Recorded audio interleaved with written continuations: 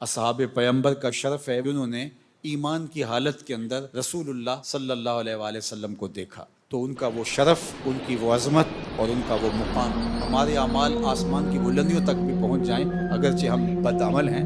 لیکن ایسا ہو بھی تو ہم ان کی عظمت کو نہیں چھو سکتے۔ فرمایا کہ میرے صحابہ نصف سا جو راہ خدا میں خیرات کریں، نصف سا، 2.25 سیر جو یا گندم،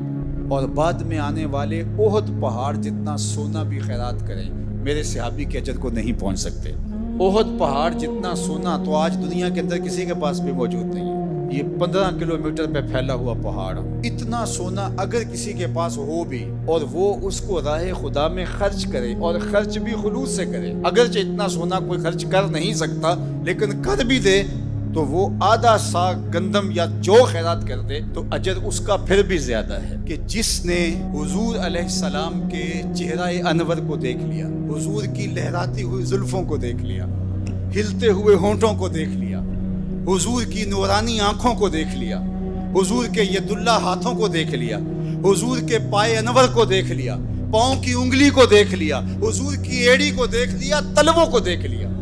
حضور کا سر سجدے میں رب کے حضور جھکا تھا، وہ پیچھے سے آیا، حضور کے تلوے دیکھے، اللہ اکبر، اور پھر چلا گیا۔ اس کو تو یہ اعزاز ملا کہ وہ اس تکریم کا حامل ہوا، اور مجھے بتاؤ جو حضور کی آغوش میں کھیلتا رہا، جو حضور کی زبان کو چوستا رہا، جو حضور کے کندھوں پہ کھیلتا رہا، جو حضور کے سینے پہ بیٹھتا رہا، اس نے تو دیکھا تھا پیچھے سے تلوے اور چلا گیا، اور یہ سجدے میں حضور کی پشت پہ بیٹھ گیا۔ اس حسین ابن علی کی عظمتوں کا عالم کیا یار، جس نے حضور کے قدموں کی پشت کو دیکھا ہو وہ تو صحابی ہو، اور اس کا اجر تو کسی ترازو میں نہ آئے، تو جو لیٹتا بھی حضور کے ساتھ ہو، جو سوتا بھی حضور کے ساتھ ہو، جو حضور کے سینے پہ سوتا ہو، حضور کی پشت پہ بیٹھتا ہو، حضور کے کندھوں پہ سوار ہوتا ہو، اس کی شانوں کا عالم کیا ہوگا، اس کی رفت کا عالم کیا ہوگا۔ اللہ اکبر۔ ایک دن حضور لیٹے ہیں، امام حسین آئے، حضور نے اپنے دونوں پاؤں پہ ان کے پاؤں رکھے اور ان کو ہاتھوں سے پکڑا اور اپنی جانب کھینچنا شروع کیا، حتیٰ کہ ان کے پاؤں حضور کی پنڈلیوں پہ آ گئے۔ پھر حضور نے کھینچا تو ان کے پاؤں حضور کے گھٹنوں پہ آ گئے۔ پھر حضور نے کہا آگے بڑھو، آگے بڑھو، آگے بڑھو۔ پھر ان کے پاؤں حضور کے مبارک رانوں پہ آئے۔ پھر فرمایا آگے بڑھو، تو ان کے پاؤں حضور کے بطن اقدس پہ آ گئے، تو حضور نے ان کو بازوں سے کھینچ کے منہ قریب کی اور اپنی زبان ان کے منہ میں ڈال دی۔ اللہ اکبر۔ حضرت امام حسین رضی اللہ تعالی عنہ کو حضور کی وہ قربت نصیب تھی جو انہی کا مقصوم ہے، اور اللہ نے ان کو حضور علیہ الصلوۃ والسلام کے جگر کا ٹکڑا بنایا۔ اللہ مجھے آپ کو اپنی رحمتوں کے سائے میں رکھے، اور ہم سب کو صحابہ کے در کا نوکر بھی رکھے، اور حضور کی آل اور اطرت کا غلام بھی بنا کے رکھے۔ جب کوئی شخص ایمان لاتا تو کفار ٹوٹ پڑتے، اس پر مکے، گھونسے اور ڈنڈے برسا دیتے۔ حضرت عمر رضی اللہ تعالیٰ عنہ ایمان لانے کے بعد ایک ایک کے دروازے پہ خود جا کے دستک دی، کہا کہ جب کوئی اسلام لاتا ہے تمہیں اطلاع پہنچتی ہے اور تم ڈنڈے لے کے آ جاتے ہو، میں تمہیں خود بتانے آیا ہوں کہ میں محمد عربی کا نوکر بن گیا۔ حضرت عمر اسلام لائے تو ڈنکے کی چوٹ پہ۔ حضرت عبداللہ ابن مسعود رضی اللہ تعالیٰ عنہ فرماتے ہیں کہ آپ کا اسلام لانا اسلام کے لیے عزت کا سبب ہوا، اسلام کے لیے وقار کی نعمت بن گیا۔ تو حضرت عمر کا پاکیزہ وجود اسلام کے لیے خیر و برکت کا ضامن بنا۔ ایک مغربی مفکر نے کہا تھا اگر اس امت کو ایک عمر اور مل جاتا پوری روئے زمین پہ مسلمانوں کی حکومت ہوتی۔ اللہ تعالیٰ جل شانہ نے ان کی تائید میں قرآن کی آیات اتاری، فرمایا ہر امت میں ایک محدث ہوتا ہے، ایک ہے محدث جو حدیث روایت کرتا ہے، اور ایک محدث صاحب الہام کہہ لیجئے۔ ہر امت میں کوئی نہ کوئی صاحب الہام ہوتا ہے۔ فرمایا میری امت کا صاحب الہام، میری امت کا محدث عمر ہے۔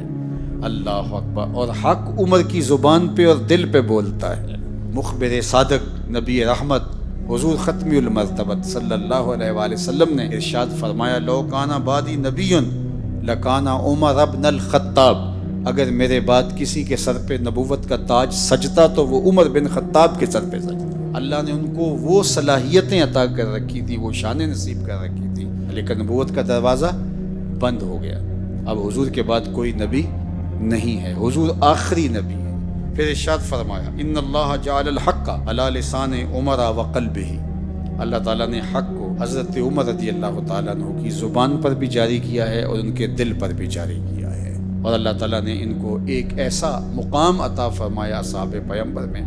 عشرہ مبشرہ میں ہیں، مہاجرین میں ہے، اور خلفائے اربعہ میں اللہ تعالیٰ نے ان کو دوسرا خلیفہ ہونے کا اعزاز عطا فرمایا، اور رسول اللہ صلی اللہ علیہ وسلم پر ایمان لانے والے یہ 40ویں فرد تھے۔ ادھر امیر حمزہ ایمان لائے، ادھر حضرت عمر رضی اللہ تعالیٰ عنہ ایمان لائے، ادھر جبریل وحی لے کے اترے، یا ایھا النبی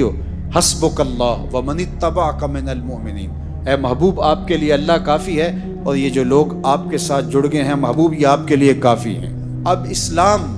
کی تقویت کے ساماں پیدا ہو گئے، بعد میں اللہ نے اسلام کو بہت فروغ عطا کیا، اذا جاء نصر اللہ والفتح ورأیت الناس یدخلون فی دین اللہ افواجا، پھر لوگ فوجوں کی شکل کے اندر اسلام میں داخل ہوئے، اور یہ اللہ کے محبوب کی مراد ہے۔ اللہ کے محبوب نے حضرت عمر کو اللہ سے مانگ کر لیا ہے،